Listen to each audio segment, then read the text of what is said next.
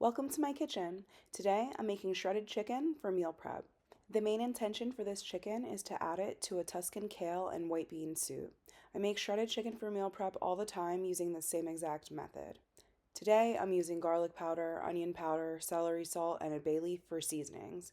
You could choose whatever seasonings you would like.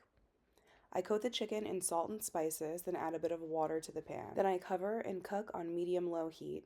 I don't want to boil the chicken. The temperature at which water boils is 210 degrees. If chicken is fully cooked at 165 degrees, that means that if I let the pan boil, parts of the chicken will be getting overcooked. So if the pan gets to an aggressive simmer or boil, I turn back the heat. I want it at a low simmer. I flip halfway through cooking, then add a bit more water.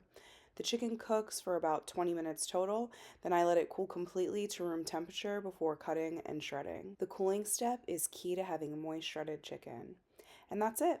Now I have shredded chicken stocked in the fridge for the week.